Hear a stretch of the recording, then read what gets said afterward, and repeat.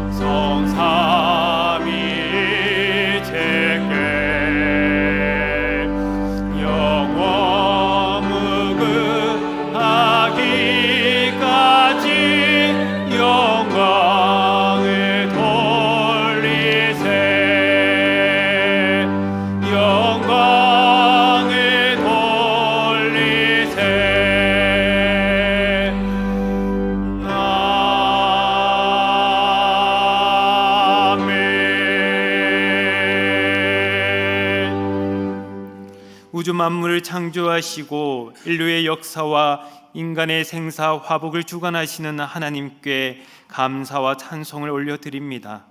지난 한 주도 우리와 함께하여 주시고 인도하여 주셔서 감사를 드립니다. 거룩하고 복된 주일 하나님께 예배드리게 하시니 참으로 감사를 드립니다. 이 시간 우리의 마음과 성품과 힘을 다하여 예배를 드리오니 이곳에 임재하셔서 우리의 예배를 받아 주시옵소서. 주 예수 그리스도의 이름으로 기원하옵나이다. 아멘. 나는 전능하신 아버지 하나님 천지의 창조주를 믿습니다. 나는 그의 유일하신 아들 우리 주 예수 그리스도를 믿습니다. 그는 성령으로 잉태되어 동정녀 마리아에게서 나시고 본디오 빌라도에게 고난을 받아 십자가에 못 박혀 죽으시고 장사된 지 사흘 만에 죽은 자 가운데서 다시 살아나셨으며 하늘에 오르시어 전능하신 아버지 하나님 우편에 앉아 계시다가 거기로부터 살아있는 자와 죽은 자를 심판하러 오십니다. 나는 성령을 믿으며 거룩한 공교회와 성도의 교제와 죄를 용서받는 것과 몸의 부활과 영생을 믿습니다. 아멘.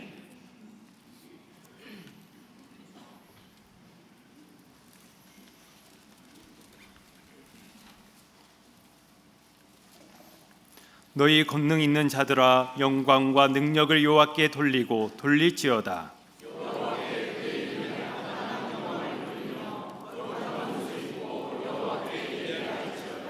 여호와의 소리가 물 위에 있도다. 영광의 하나님이 우레 소리를 내시니 여호와는 많은 물 위에 계시도다.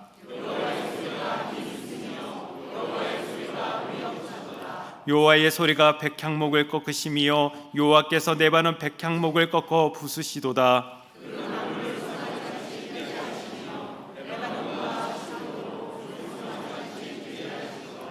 여호와의 소리가 화염을 가르시도다.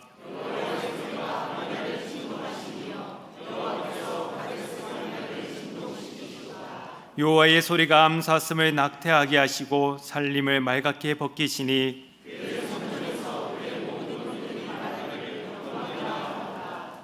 여호와께서 홍수 때에 자정하셨으며 여호와께서 영원하도록 왕으로 자정하시도다.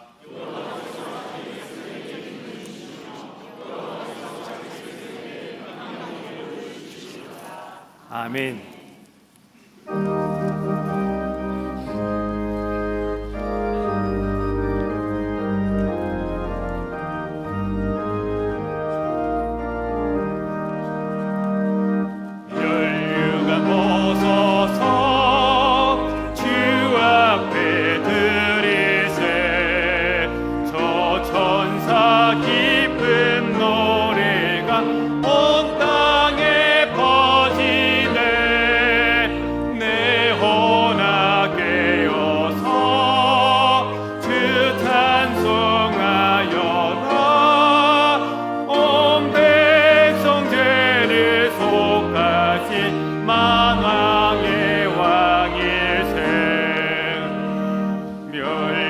면류관 벗어서 주 앞에 드리세.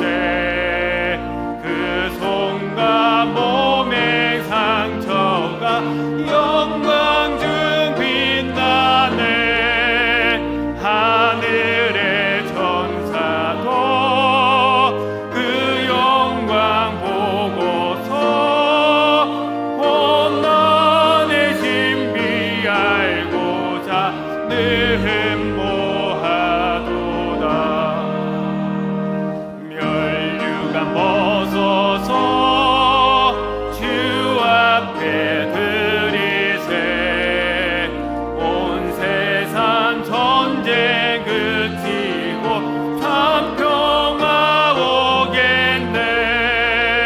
주 보좌 앞에서 온 백성 엎드려 그 한량없는 영광을 늘 찬송합니다.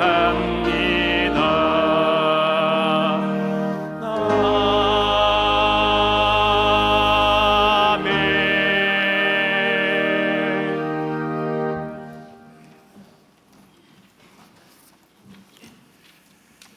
온 우주 만물을 창조하시고 우리를 죄와 사망에서 구원해 주신 주님을 찬양하고 경배를 드립니다. 오늘 이곳에 오셔서 우리의 예배를 받아 주옵소서. 이스라엘 민족을 바벨론으로부터 70년 만에 해방시켜 주신 하나님, 우리나라가 일제부터 해방된 지 올해로 80년이 지났건만 여전히 남북으로 갈라져 있습니다. 이 나라를 긍휼히 여기시어 하나님의 은혜와 강권하심으로 복음으로 통일되는 그날을 우리의 눈으로 바라볼 수 있게 역사하여 주옵소서. 하나님 아버지, 정치인들의 오만과 탐욕으로 우리나라가 혼미함 속에 빠져 있습니다. 안보가 위협받고 경제가 무너지며 외교가 고립되고 국민들이 찬탄과 반탄으로 나뉘어져가는 안타까운 상황을 주님 아시지요. 의정대들에게 정의와 공의를 회복하게 하시고 나라 사랑하는 마음을 더하여 주셔서 개인의 이익과 당리당략이 아니라 국익을 위해 나라를 섬기는 지도자들이 되게 하옵소서. 우는 자와 함께 울라 하신 하나님, 무안공항의 비행기 사고로 힘들어하는 유족들을 위로하소서. 유족들의 아픔이 지금도 계속될 줄 압니다. 그들의 고통을 살피는 우리 모두가 되게 하옵소서. 특별히 기도하옵기는 우리 교회 주위에 힘들어하고 있는 탈북민과 장애인, 추위에 떨고 있을 노숙인, 그리고 일이 없어 고통당하는 외국인 노동자들도 있습니다. 가난하고 약하고 고통받는 자들에게 목마를 때 물을 주고 줄일 때 먹을 것을 주면서 일어나서 빛을 발하는 우리 일산동안교회 성도들이 되게 인도하옵소서. 선교사님들을 위해 기도합니다. 주님의 말씀에 순종하여 언어가 다르고 문화가 다르고 환경이 다른 이방 땅에서 하나님 나라의 확장을 위해 살아가시는 선교사님들을 축복해 주옵소서. 특별히 우리 교회에서 파송한 M국의 정용욱 심재선 선교사님, 필리핀의 선찬기 김종희 선교사님, 그리고 지난주에 캄보디아 해부른병으로 파송된 이치훈 정주영 선교사님, 그들의 안전을 지켜주시고 늘 성령 충만하여 맡겨진 사명 잘 감당케 하옵소서. 그분들을 파송한 우리 교회 모든 성도들이 기도와 물질의 후원으로 보내는 선교사의 사명을 잘 감당하는 충성된 주님의 자녀들로 인도하옵소서. 선교를 준비 중인 청소년부와 청년부의 해외 단기 선교를 축복해 주시고 말씀과 기도로 잘 준비되어 선교지에서 하나님의 크신 사랑을 보고 듣고 경험하여 이 나라의 선한 일꾼으로 성장케 하옵소서. 말씀 증거하시는 담임 목사님께 영육간의 강건함을 허락하시고 성령 충만함을 주셔서 말씀 대언하실 때 세상 가운데서 그 말씀대로 살아가는 주님의 자녀들 되게 하소서. 찬양으로 하나님께 영광 돌리는 신용 찬양대의 찬양을 통해 우리의 막힌 담을 허무시며 삶의 고백이 되는 찬양이 되게 축복하시고 교회의 여러 곳에서 하나님의 예배와 사역에 동참하는 모든 손길 위에도 하나님의 크신 은혜 주실 줄 믿사오며 이 모든 말씀 우리를 구원하시고 자녀 삼아주신 예수님의 이름으로 기도드립니다. 아멘.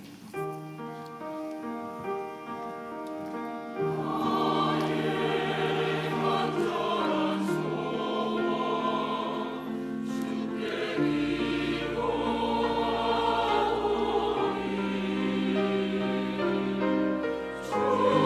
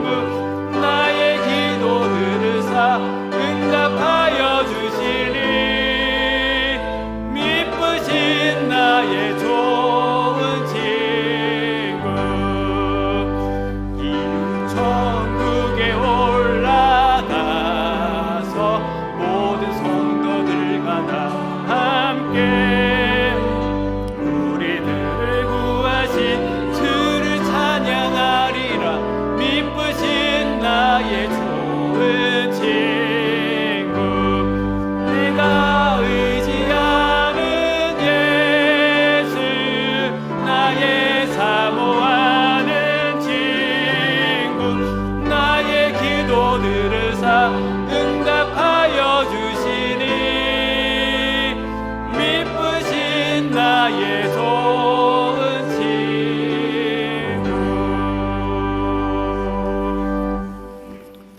오늘 하나님께서 우리에게 주시는 말씀은 마태복음 5장 1절에서 4절까지의 말씀입니다. 마태복음 5장 1절에서 4절까지의 말씀입니다. 신약 성경 오면에 있습니다. 하나님의 말씀을 봉독하겠습니다. 예수께서 무리를 보시고 산에 올라가 앉으시니 제자들이 나온지라. 입을 열어 가르쳐 이르시되 심령이 가난한 자는 복이 있나니 천국이 그들의 것임이요 애통하는 자는 복이 있나니 그들이 위로를 받을 것임이요. 아멘.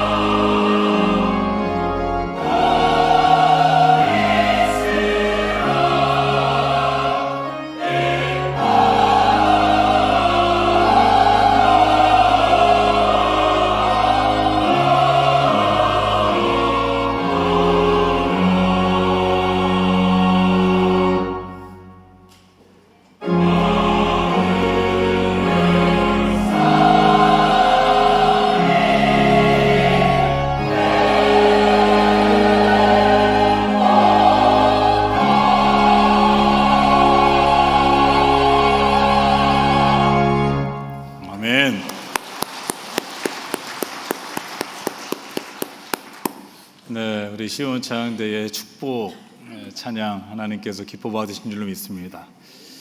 사실 오늘 말씀의 본문이 팔복에 관한 말씀인데 제가 본문을 알려드리지도 않았는데 어떻게 이 곡을 택하셔서 또 아름다운 찬양으로 하나님께 영광 돌리셨는지 모르겠습니다. 네, 여러분, 하나님께서 오늘 말씀하신 것처럼 하나님의 복이 여러분에게 임하실 수 있기를 바라고요. 또 날씨가 많이 춥습니다. 여러분 한 주간 동안 고생하셨을 텐데 또 감기도 독감도 심하다고 하는데 하나님께서 건강을 지켜주시기를 바라고요. 물론 이 자리에 나오신 분들뿐만 아니라 또 나오고 싶으신데 연세가 있으셔서 건강이 좋지 않으셔서 가정에서 예배 드리시는 분들도 하나님께서 오늘 예배 가운데 은혜 주시기를 간절히 소원합니다. 네, 이제 2025년 새해 들어 두 번째 주일입니다. 올해 표어가 일어나라 빛을 발하라인데요. 우리가 일어나서 빛을 발한다라는 것은 하나님의 은혜와 사랑을 품고 세상 가운데서 하나님의 영광을 나타내는 것이라고 할 수 있을 것입니다. 예수님께서 말씀하신 이 산상수훈이 바로 우리가 이 세상에서 어떻게 살아야 하는지에 관한 말씀이라고 할 수가 있을 텐데요.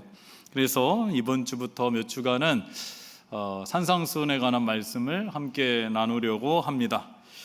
아마 산상수훈이라는 말은 여러분들도 많이 들어보셨을 텐데요. 왜 예수님께서 말씀하신 것을 산상수훈이라고 하는지, 그리고 이 산상수훈은 누구에게 하시는 말씀인지 그 배경에 대한 말씀이 1절에 나오고 있는데요.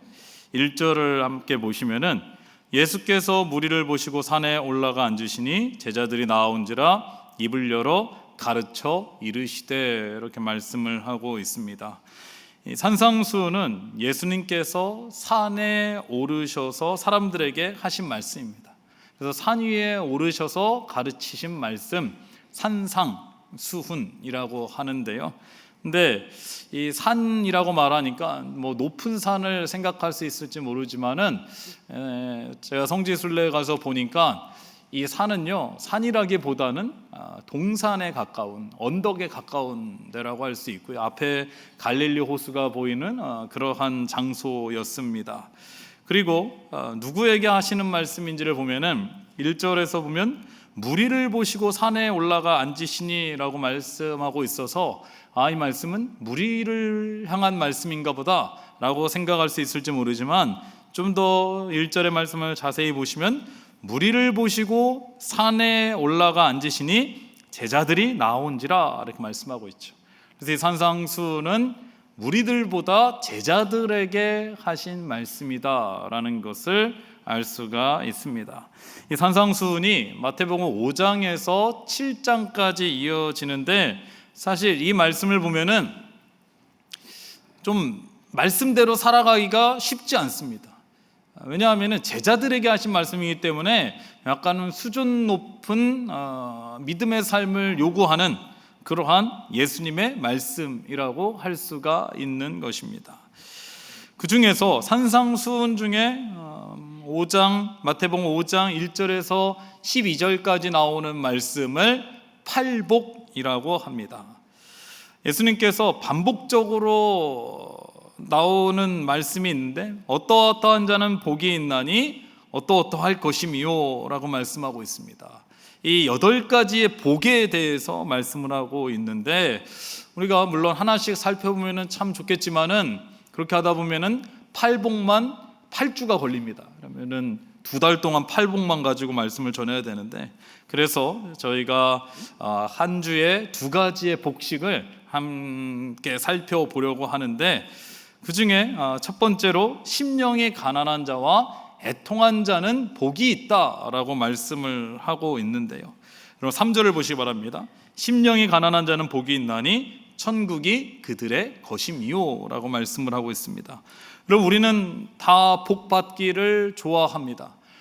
이제 새해가 두 번째 주가 되었는데 새해 첫 인사로 가장 많이 하는 게 새해 복 많이 받으세요, 새해 복 많이 누리세요, 이렇게 말을 하고 있죠. 또 요즘 보니까요, 편지 봉투에도 빨간색 편지 봉투에 금박으로 해서 한문으로 복이라고 쓰여져 있는 그러한 편지 봉투도 있던데요. 그만큼 우리는 다 복받기를 원하는 사람들입니다. 그런데 이 팔복에 나오는 복을 보면은요, 일반적인 복과는 좀 거리가 멀다라는 것을 느끼게 되는데요. 여기서 말하는 복은요, 사실은 한국어로 표현하면은 행복이라고 할 수가 있거든요. 행복이라고 말하는 게 더 가까울 것 같습니다. 그런데 이 팔복을 보면은 3절뿐만 아니라 앞으로 우리가 팔복을 계속해서 보겠지만은 이 팔복은요, 우리가 생각하는 일반적인 복, 행복과는 다르다라는 것을 알 수가 있습니다.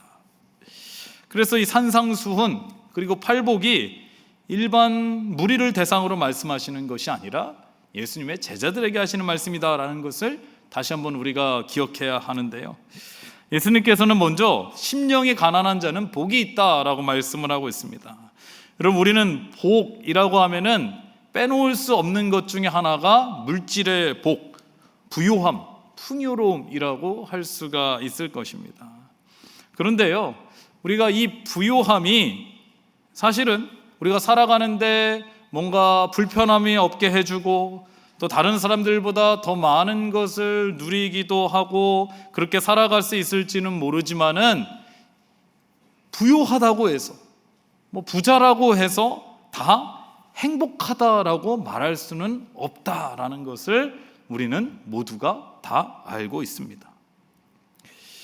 이스라엘의 역사상 가장 잘 살고 자원도 풍부하고 먹을 것도 많고 화려한 왕궁에서 살았던 솔로몬이 다 늙고 나서 마지막으로 지은 책이 전도서인데요. 이 전도서에서 첫 번째로 한 말이 뭐냐 하면은 헛되고 헛되며 헛되고 헛되니 모든 것이 헛되도다 라고 말하고 있습니다. 여러분, 우리 인간의 행복은요, 외적으로부터 오는 것이 아니라 우리 내면으로부터 시작된다라는 것을 이 솔로몬의 고백을 통해서도 우리가 알 수가 있는 것입니다. 그래서 예수님께서는 심령이 가난한 자는 복이 있다라고 말씀하시는 거예요. 마음 가운데로부터 하나님의 복이 임하게 된다라고 말씀하시는 건데요. 그런데 이 말씀에서 또 이해가 잘 안 되는 부분이 있습니다. 심령이 가난한 자가 복이 있다라는 거예요. 사실은 마음이 부하고 넉넉하고 여유가 있어야 복이 있는 것이지 왜 심령이 가난한 자가 복이 있다라고 말씀을 하는 것일까요? 이에 대해서 좀 더 구체적으로 살펴보면요, 여기서 가난하다라는 단어는 헬라어로 프토코스를 썼는데 이 가난은 그냥 보통 일반적으로 생각하는 가난이 아니라 정말로 아무것도 가진 것도 없고 도저히 나의 힘으로는 이 하루 한 끼의 이 식사도 해결할 수 없을 정도, 그래서 다른 사람에게 구걸할 정도의 가난을 의미하는 것입니다. 그래서 이것을 어떤 사람은 거지의 상태다라고까지 말하기도 하는데요. 그런데 예수님께서 심령이 가난하다라고 말씀하시는 것은 영적으로 보았을 때에 우리가 하나님 앞에서 아무것도 아닌 존재라는 거예요. 스스로 구원할 수도 없는 사람이고 가진 것도 없고 연약하고 부족한 존재라는 것을 인정하고 인식할 수 있어야 된다라는 거예요. 그런데 이것이 왜 복이 되느냐? 우리가 영적으로 가난하면 가난할수록 하나님의 구원의 은혜에 감사하게 되는 것입니다. 내가 정말로 아무것도 아닌 존재이다, 나는 연약하고 부족한 사람이다라는 것을 알게 되면은요, 하나님을 의지할 수밖에 없는 것입니다. 하나님을 찾을 수밖에 없다라는 거예요. 이는 실제로 가난했을 때를 생각해봐도 적용할 수가 있는데요. 이 사랑의 교회 원로 목사님이셨던 오카노 목사님이 일본에 집회를 가서 인터뷰를 했을 때에 왜 대한민국의 기독교가 일본보다 역사가 짧음에도 불구하고 이렇게 크게 짧은 시간 내에 부흥할 수 있었느냐, 그 원동력이 무엇이냐라는 질문을 받았을 때 이 오카노 목사님이 첫 번째 한국 교회가 부흥할 수 있었던 원인을 가난과 고통이다라고 말을 했습니다. 우리나라가 기독교에 들어오고 나서요, 그리고 그 이후에도 여러 가지 어려운 시기가 있었지 않습니까? 가장 가난하고 먹을 것 없고 어렵고 힘들 때에 우리가 믿고 의지할 분은 하나님밖에 없었다라는 거예요. 유교적 전통에서 오랜 동안 있었던 우리나라가 복음이 들어오고 나서요, 예수 그리스도를 믿는다는 이유로 박해를 받았지만은 오히려 하나님 앞에 나아가 예배를 드림으로 인해서 힘을 얻었고요, 말씀을 통해서 더 큰 위로를 받았다라는 겁니다. 누가 아프기라도 하면은요, 병원에 갈 형편도 되지 않고 병원에 가도 잘 낫지 않으니까요, 하나님 앞에 매달려 기도하는 겁니다. 눈앞이 깜깜하고요, 정말 먹을 것이 없으면은 하나님 앞에 기도밖에 할 수 없었다라는 거예요. 그러면은 하나님께서 고쳐주시기도 하시고요, 기적과 같은 일들을 행하시고요, 이것이 간증이 되는 것이고요, 하나님께서 주시는 기쁨과 감사와 평안이 있었다라는 거예요. 비록 주변 환경은 지옥과 같았을지 모르지만 그들의 마음 가운데는 하나님의 나라가 있었다라는 것이고요, 천국을 경험했다라는 것입니다. 그렇다면은 부자인 사람은 하나님의 축복을 받지 못하느냐, 천국을 경험하지 못하느냐? 그렇지 않습니다. 지금 예수님께서 말씀하시는 건 뭐예요? 외적으로 말씀하시는 것이 아니라 심령이 가난한 자라고 말씀하고 있는 것입니다. 비록 많은 것을 가지고 있을지 모르지만 그 마음은 가난할 수 있다라는 거예요. 영원히 죽을 수밖에 없는 우리를 구원해 주신 그 하나님의 은혜는 우리가 가지고 있는 것과 상관없이 하나님 앞에 감사할 수 있는 것입니다. 나 스스로는 부족하고 연약한데 하나님께서 나에게 많은 것을 부어주시고 채워주시고 여기까지 인도해 주시고 내가 가진 모든 것이 하나님께로부터 왔음을 기억하고 감사하고요, 이로 인해서 교만하지 않도록, 다른 사람을 무시하지 않도록, 실수하거나 죄악에 빠지지 않도록 더 하나님을 의지하고 기도할 수 있어야 되는 것입니다. 이것이 바로 심령이 가난한 자라는 거예요. 그래서 심령이 가난한 자는요, 곧 겸손과 하나님을 향한 의존성으로 이어지게 된다는 것입니다.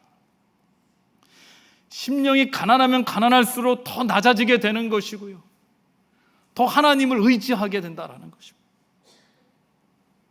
이에 대한 예가 누가복음 18장에 나오는 바리새인과 세리의 기도라고 할 수가 있는데요, 바리새인과 세리가 성전에 나와서 기도를 하는데 누가복음 18장 9절의 말씀을 보면은 이렇게 시작합니다. 또 자기를 의롭다고 믿고 다른 사람을 멸시하는 자들에게 이 비유로 말씀하시되, 자기를 의롭다고 믿고 다른 사람을 멸시하는 사람은 바리새인이라고 할 수가 있죠.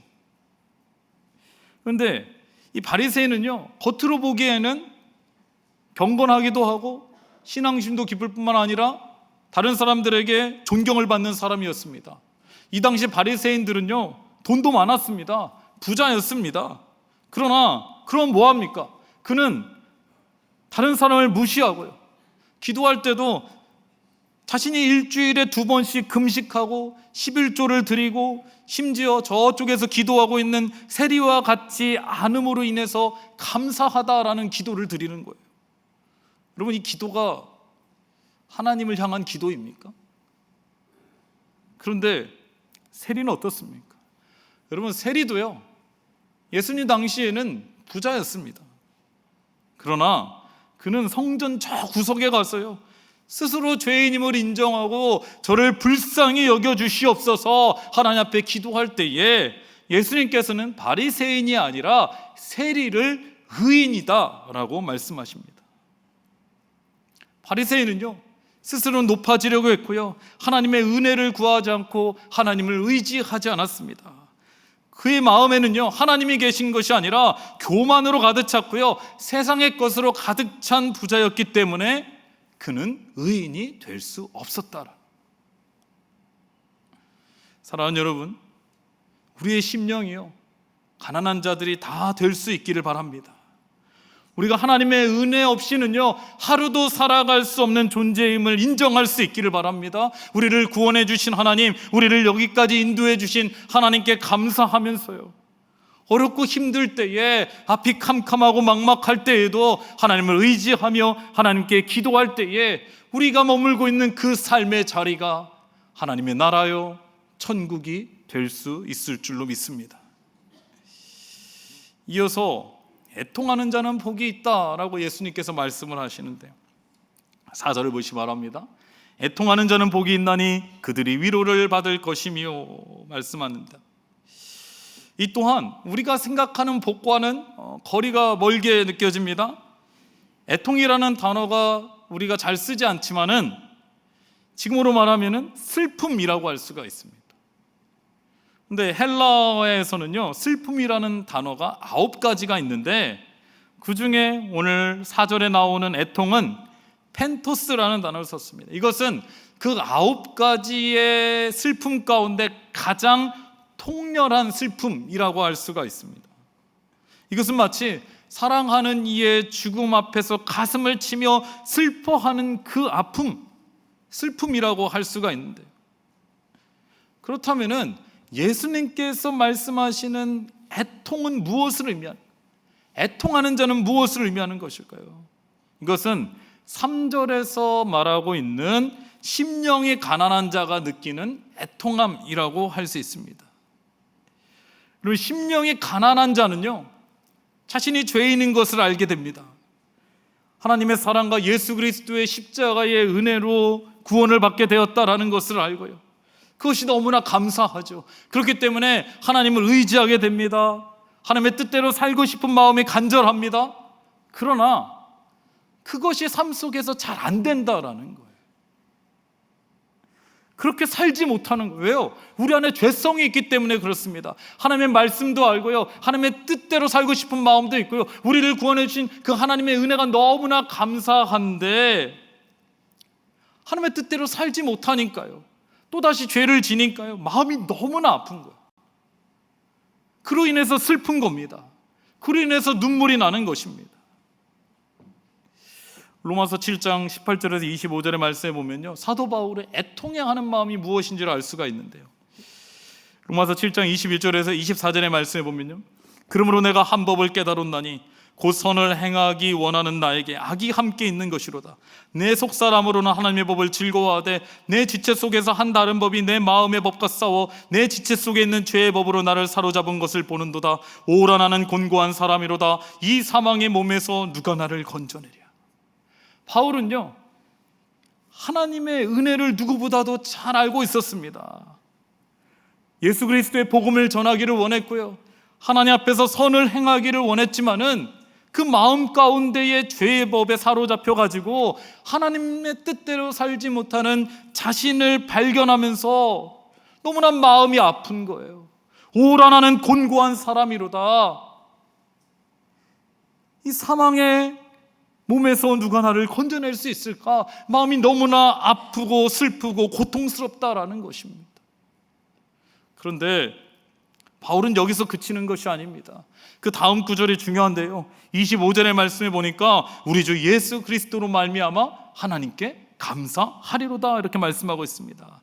여러분, 애통하는 자는요 반드시 하나님께 나아가게 되어 있습니다. 내가 연약하고 부족하고 죄인이지만은 이러한 나를 구원해 주신 그 하나님, 여전히 나를 사랑하시고 나에게 손 내밀어 주시는 그 하나님의 은혜가 더 크게 다가오기 때문에 하나님 앞에 나아가는 거예요. 내 자신의 죄를 다시 한번 발견하게 되는 거예요. 하나님 앞에 눈물을 흘릴 때에 그 눈물 가운데 하나님의 위로가 있게 된다라는 것입니다. 사랑하는 여러분, 우리는 얼마나 애통해하고 있습니까? 아니면은 하루하루 그냥 무덤덤하게 살아가고 있지는 않습니까? 하나님의 주신 은혜가 너무 큰데 내 자신의 연약함과 부족함과 죄성으로 인해서 내 자신이 너무나 하나님 앞에 죄송하고 그로 인해서 마음 아프고 눈물 흘리며 하나님 앞에 나아간 적이 언제입니까? 내 자신의 삶을 되돌아보고 하나님 앞에 회개하고 예수 그리스도의 십자가의 은혜에 감사한 적이 언제입니까? 요즘은요, 사람들이 아파하려고 하지 않습니다. 눈물을 흘리려 하지 않습니다. 그냥 지금의 삶이 너무나 편안하고 감사하며 그냥 하루하루 살아갈 때가 많이 있습니다. 제가 목회를 하면서 잊지 못하는 기억이 있는데요, 벌써 20년이 더 된 일입니다. 교육전도사 때 여름 성경학교 때 일인데요, 초등학교 3, 4학년 부서를 맡았습니다. 그리고 이제 여름 성경학교 때 낮에는 여러 가지 활동을 하고요, 뭐 성경 공부도 하고 또 여러 가지 프로그램도 하고, 그리고 밤에는 이 초등학생들을 데리고 기도회를 했습니다. 그 당시 비록 어린 아이들이지만은 이 아이들이 하나님의 은혜를 경험할 수 있다, 성령의 충만함을 경험할 수 있다라는 믿음이 있었습니다. 그리고 그렇게 해주고 싶었습니다. 그래서 성경학교를 준비하면서 선생님들이 먼저 기도해야 되겠다, 선생님들이 먼저 성령에 충만해야 되겠다. 그래서 이 찬양 예배를 마치고 집에 가지 않고 선생님들이 함께 모여서 몇 주간 뜨겁게 기도했습니다. 릴레이 금식표를 만들어서 기도하고요, 그 당시 신대원을 다녔기 때문에 새벽 기도회를 마치고 나면은 귀가하지 않고 하나님 앞에 성경학교를 위해서 기도했던 기억이 있습니다. 그리고 나서 성경학교가 당일이 되었는데요, 저녁 집회 때가 되었습니다. 아이들과 함께 찬양을 하는데요, 평소 때와 달랐습니다. 하나님의 말씀을 전하는데 아이들이 정말 눈이 반짝반짝 빛나는 거예요. 그리고 이제 하나님 앞에 우리 기도하자, 우리가 하나님 앞에 지은 죄를 회개하며 기도하자라고 했는데요, 정말 우리 그 어린 아이들이 통성으로 기도하면서요 눈물을 뚝뚝뚝 떨어뜨리는 거예요. 어떤 친구들은 방언하는 친구도 있고요, 어떤 친구는요 기도회가 끝났는데도 눈물을 그치지를 않는 거예요. 뭐 어린아이들이요 막 대성통곡하면서 우는데요, 선생님들이 나중에 이런 이야기를 했습니다. 어린아이들이 무슨 죄가 그렇게 많길래 그렇게 통곡을 하면서 울면서 회개하는지 모르겠다라고 하는데요, 그런데 여러분, 이것이 바로 애통인 것입니다. 어린 나이지만은 자신이 하나님 앞에 죄인인 것을 깨닫게 된 거예요. 나의 죄로 인해서 예수 그리스도께서 십자가에 못 박히셨구나, 그 은혜로 내가 구원받았구나, 그것도 모르고 내가 이제까지 그렇게 살았구나. 이 사랑이 너무나 큰데 자신의 죄를 깨닫게 되니까요 마음이 너무나 아픈 거예요. 눈물이 나는 거예요. 애통하게 되는 것입니다. 이후에 이 아이들이 어떻게 되었을까요? 아마 그날 밤 자면서도 마음이 뜨거웠을 것입니다. 이 어린 아이들에게는요 이날이 잊지 못할 날이었을 겁니다. 마음속에는 왠지 모르는 가슴의 벅차오름과 기쁨과 감사와 위로가 있었을 것입니다. 이들의 예배가 달라지게 되고요, 마음과 생각이 달라지고 이들의 삶이 달라지게 되는 것입니다. 사랑하는 여러분, 우리에게도요 이러한 애통이 있기를 바랍니다. 예수 그리스도의 은혜를 처음 알게 되었을 때 흘렸던 그 눈물, 나 같은 죄인을 구원해 주신 그 하나님의 은혜에 감사했던 그 애통을 우리가 회복할 수 있기를 바랍니다. 그때에 하나님의 은혜가 있는 것이고요, 하나님의 위로하심이 있게 되는 것입니다.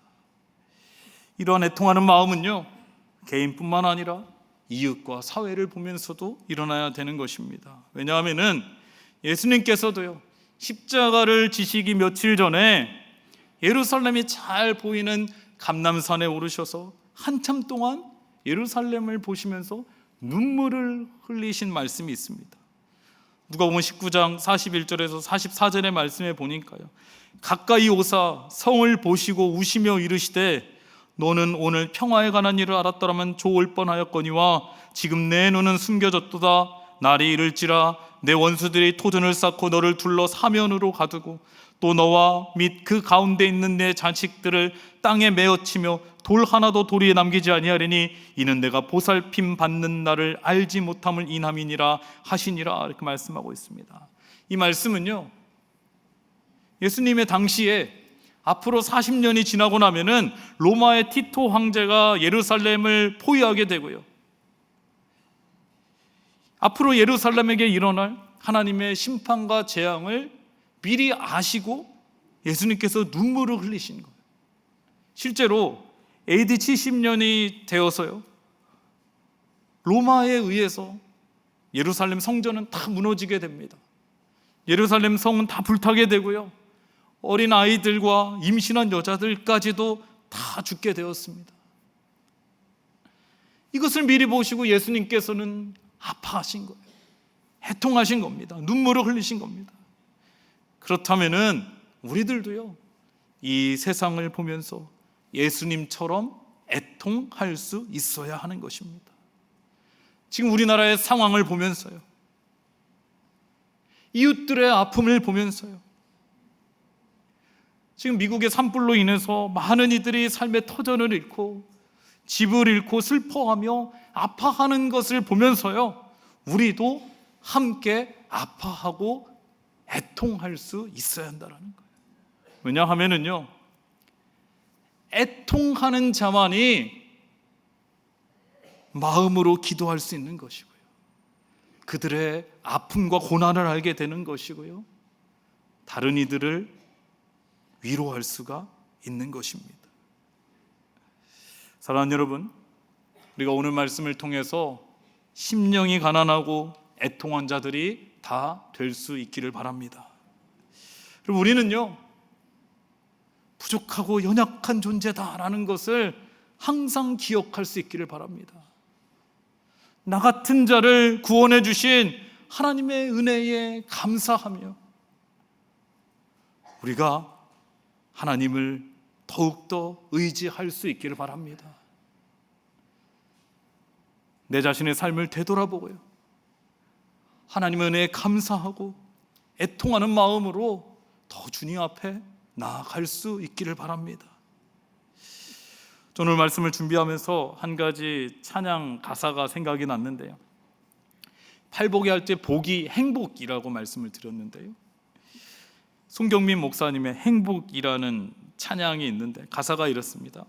화려하지 않아도 정결하게 사는 삶, 가진 것이 적어도 감사하며 사는 삶, 내게 주신 작은 힘 나눠주며 사는 삶, 이것이 나의 삶의 행복이라오.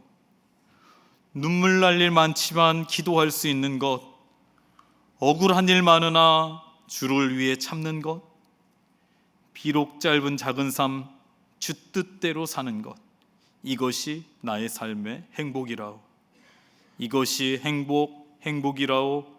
세상은 알 수 없는 하나님 선물, 이것이 행복이라오. 하나님의 자녀로 살아가는 것, 이것이 행복이라오. 우리가 세상의 행복이 아니라 하나님의 자녀로서 행복한 삶을 살아갈 수 있기를 주님의 이름으로 축원합니다. 기도하겠습니다. 하나님 아버지, 우리가 예수 그리스도의 제자로서 하나님의 자녀로서 심령이 가난한 자로 마음이 애통한 자로 살아가게 하여 주시옵소서. 주의 은혜가 아니면 하루도 살아갈 수 없는 연약하고 부족한 존재임을 기억하며 이러한 우리를 구원해 주신 하나님의 은혜에 감사하며 하나님만 의지하고 이웃을 사랑하고 기도하며 섬기는 자들이 다 되게 하여 주시옵소서. 예수님의 이름으로 기도드리옵나이다. 아멘.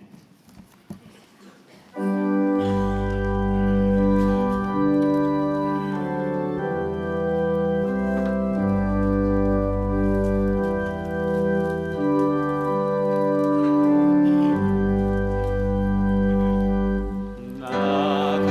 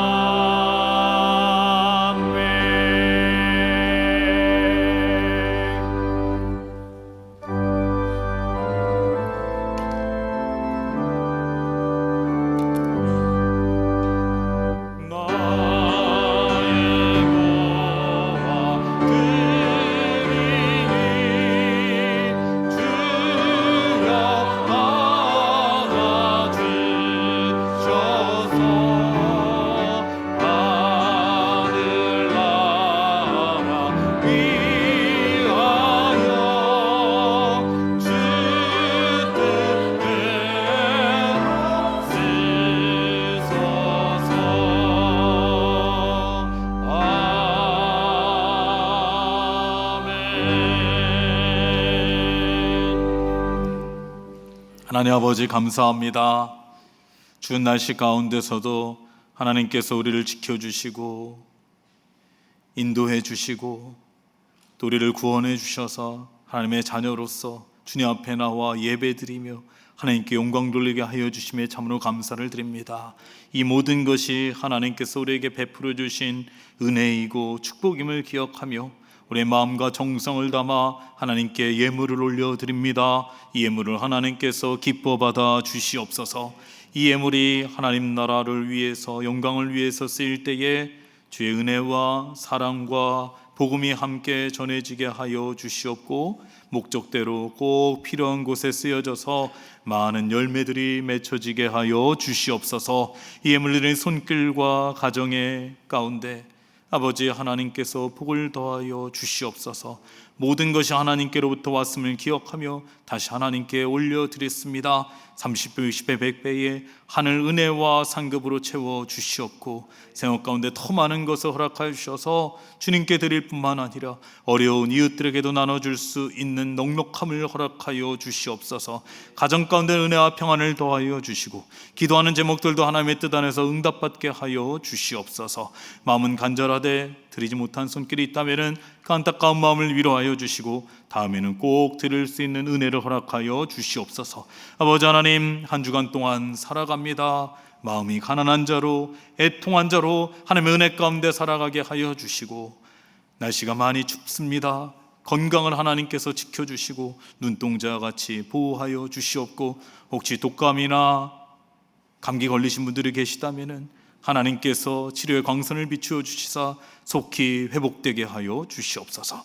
아버지 하나님께 감사드리며 예수님의 이름으로 봉헌기도 드리옵나이다. 아멘. 교회 소식을 말씀드리도록 하겠습니다. 주보를 참고해 주시기 바랍니다.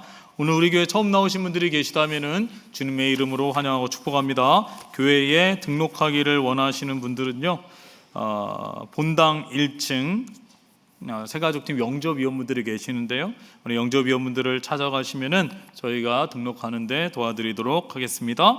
지난주에 우리 교회 처음 등록하신 분이 계십니다. 김종윤 성도님, 조미선 성도님 함께 등록해 주셨습니다. 주님의 이름으로 환영하고 축복합니다. 예배 안내입니다. 이번 주 금요일에는 금요기도회가 있습니다. 새해 첫 금요기도회입니다. 여러분들 새 마음으로 함께 모여서 뜨겁게 기도할 때에 하나님께서 우리에게 은혜 주실 줄 믿습니다. 금요기도회에 기억하시고 많은 분들 참여하실 수 있기를 바랍니다. 네, 알려드립니다. 각 부서 회계장부는 결산 잔액과 회계장부 정리 후에 사무실에 제출해 주시고요. 여러분 주보 간지를 보시면은 가정예배 순서지 뒷면에 어와나 소개에 관한 안내지가 있습니다. 여러분 우리 교회가 어와나가 오랜 전통이 있고요. 또 오랜 동안 함께 했는데요. 우리 자녀들이 주일학교뿐만 아니라 어와나에도 함께 참여할 수 있도록 여러분들이 많이 권면해 주시면 감사하겠습니다. 각 연령별로 어떠한 활동을 하는지 나와 있고요. 모이는 시간도 나와 있습니다. 이 시간에 잠깐 어와나 소개 영상을 보도록 하겠습니다.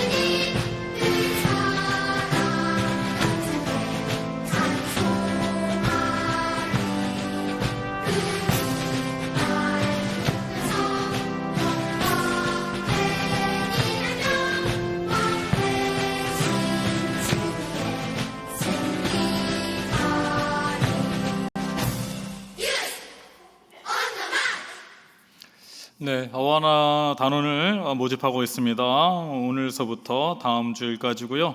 2부, 3부, 4부 예배 후에 본당 지하 1층입니다. 본당 지하 1층에서 접수를 받게 됩니다. 그럼 어와나는 성경을 배우기도 하고요, 성경을 암송할 뿐만 아니라 여러 가지 활동을 하기도 합니다. 그래서 우리 어린 자녀들이 이 어와나에 참여하게 되면은요, 성경도 많이 알게 되고 그리고 암기력도 늘어납니다. 뿐만 아니라 다른 친구들과의 관계성이 좋아지게 되고요, 또 서로 함께하는 법을 배우게 됩니다.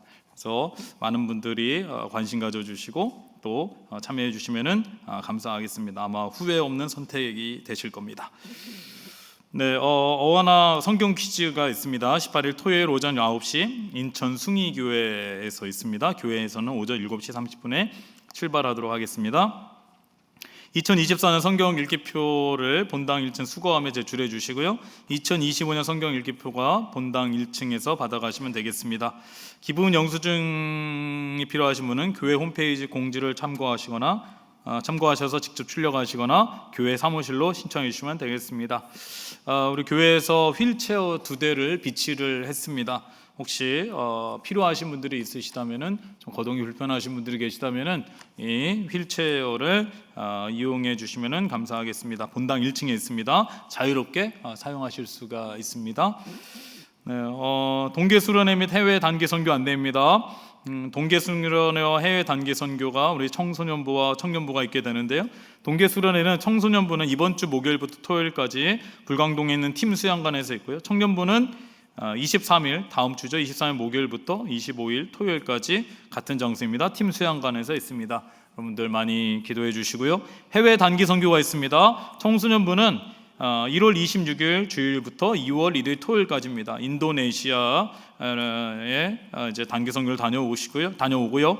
다카몽 목사님과 백성티 전사님 외 7명이 다녀오게 됩니다. 또 청년부는 2월 9일 주일부터 15일 토요일까지 M국으로 다녀오게 되는데요, 강민국 목사님과 최아란 전사님의 7명이 다녀오게 되는데요, 후원을 위한 부스가 문화센터 1층에 마련이 되어 있습니다. 오늘은 청소년부 우리 선교 떠나는 친구들이 공연을 준비해서요, 1부서부터 지금 계속해서 이 추운 날에 공연을 하고 있습니다. 여러분, 우리가 이런 청소년들을 외면하면 안 됩니다. 그래서 바쁘시겠지만은 꼭 우리 청소년들의 공연도 봐주시고 또 격려도 해주시고 또 후원 부스에 가셔서 또 후원도 해주시면은 우리 청소년들에게 힘이 될 것이고요. 그리고 다음 주에는 또 청년부가 또 공연을 준비해서 또 함께 하게 되는데요, 우리 단기 선교를 위해서 여러분들도 많이 관심을 가지시고 또 기도해 주시면은 감사하겠습니다. 헌화해 주신 분이 계십니다. 정상진 집사님 딸 결혼에 감사해서 임경환 집사님과 헌화해 주셨고요, 최민아 집사님 부친을 추모하며 임석균 집사님과 함께 헌화해 주셨습니다.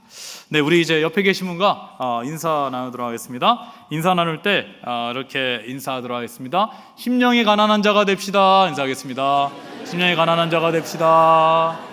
네, 다음 인사가 뭔지 아시죠? 애통하는 자가 됩시다. 인사하겠습니다. 애통하는 자가 됩시다. 네, 이번 주는 부득이하게 3번 인사하게 되겠습니다. 한 주간도 건강하시기 바랍니다. 한 주간도 건강하시기 바랍니다. 네, 이제 다 함께 일어나셔서 찬송가 288장 함께 찬송하시겠습니다.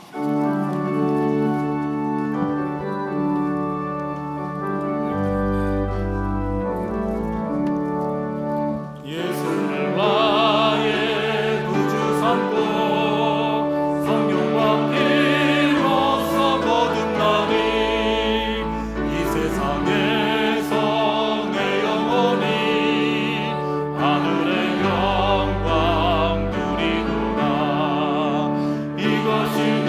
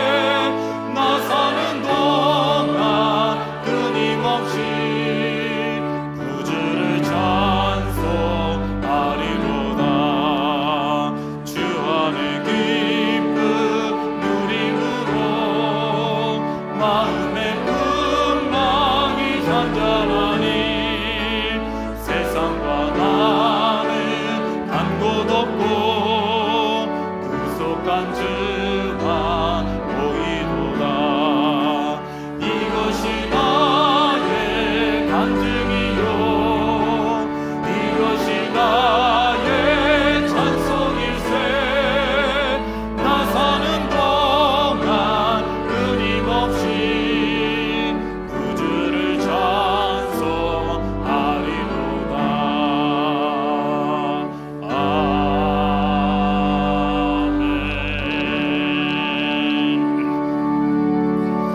지금 우리 주 예수 그리스도의 은혜와 무한하신 아버지 하나님의 사랑하심과 성령님의 감동 감화하시 우리 가운데 교제 교통하심이 예수 그리스도의 제자로서 하나님의 자녀로서 심령이 가난한 자로 애통하는 자로 하나님의 구원의 은혜에 감사하며 우리는 너무나 연약하고 부족한 존재임을 인정하며 더 하나님 의지하며 또 어려운 이웃을 살피고 돌보고 함께 아파하기를 간절히 소원하는 이 자리에 함께 예배하는 그 가정에서 예배드리는 일산동학교의 성도님들 위해 그 가정 위에 삶의 자리 위에 모든 기도 제목 가운데 이 나라와 민족 가운데 선교의 현장 가운데 지금부터 영원까지 함께 하시기를 간절히 축원하옵나이다.